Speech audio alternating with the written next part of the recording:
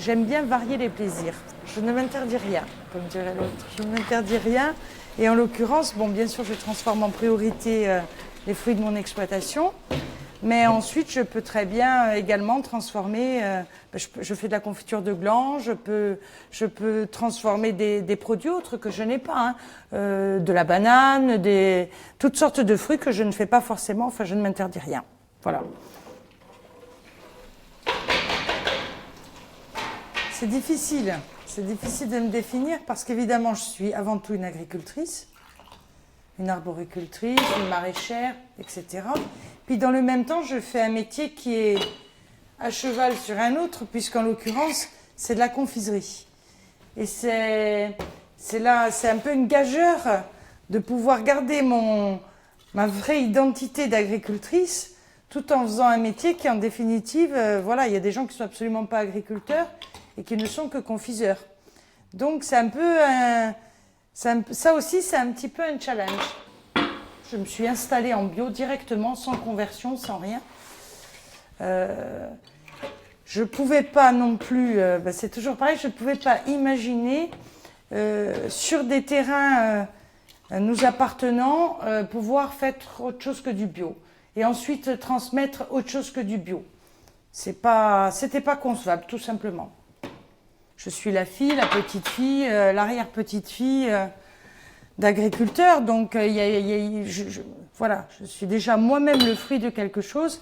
Et je souhaite vraiment, à travers ce que je fais, perpétuer, et vis-à-vis de mes enfants, une certaine idée du monde. Et vis-à-vis des futurs agriculteurs, une certaine idée de l'agriculture. Et faire en sorte, c'est en tout cas mon souhait, un de mes souhaits les plus profonds, faire en sorte, si possible, de susciter des vocations. C'est déjà arrivé. Voilà.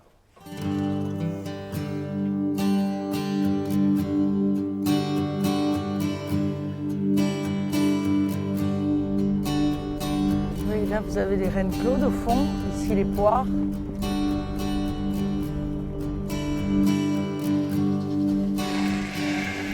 Tu as été gentil. Tu as été gentil. Tu as été gentil. Allez, pousse-toi, laisse-les passer. Laisse-les passer. On ouvre tondeuse. C'est un métier difficile, incontestablement.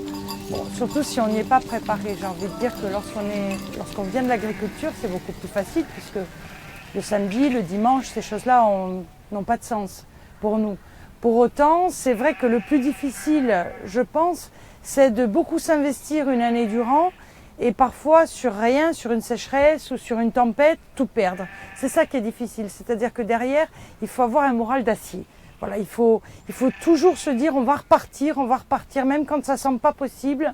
Il faut être dans l'esprit de on va rebondir. Être une femme, c'est vraiment le top. Puisqu'en l'occurrence, déjà on est entouré de messieurs, il y en a énormément et moi je trouve qu'ils sont formidables, surtout avec les femmes agricultrices, parce qu'il y a une vraie entraide, une vraie complicité. Aujourd'hui, tout est là pour qu'une femme puisse bien faire son métier. C'est-à-dire que tous les outils sont adaptés, que ce soit pour moi en arboriculture, le sécateur électrique, les pulvérisateurs, tout est fait pour que tout le monde puisse utiliser le matériel. Donc cette contrainte-là n'existant plus, pour le reste, j'ai envie de vous dire, non seulement on est l'égal des hommes, mais bon, des fois peut-être un peu plus.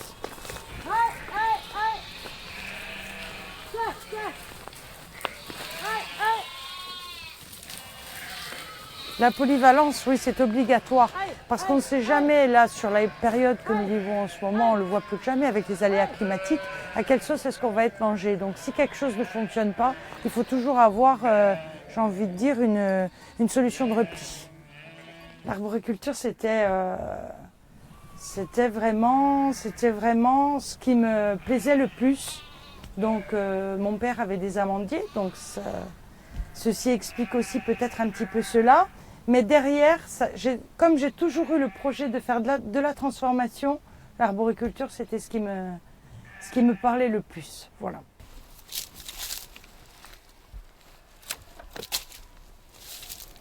Alors là, vous voyez, on a affaire à un gros arbre puisqu'il a les pieds dans l'eau.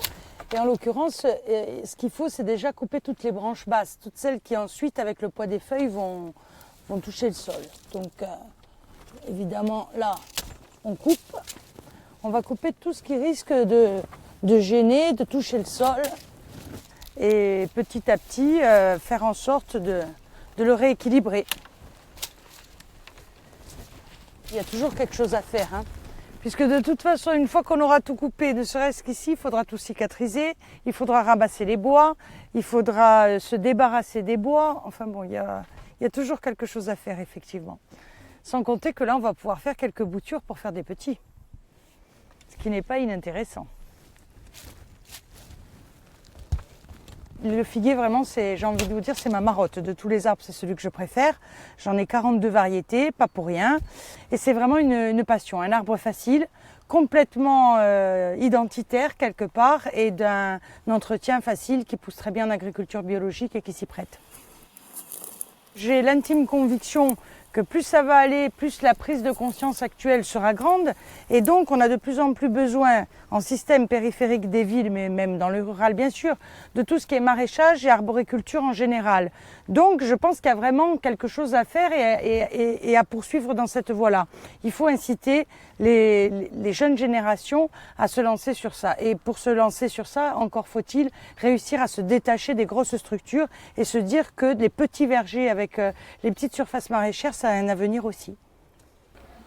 Au niveau de la commercialisation, c'est de la vente directe pour ainsi dire aux 3/4. Circuit court plus que privilégié et vraiment c'est une grande satisfaction le circuit court. Plus que jamais, ils ont besoin de savoir ce qu'ils mangent, nos consommateurs, parce qu'ils me posent sans cesse des questions et ils sont très contents d'avoir des réponses. Ce qui est rarement le cas.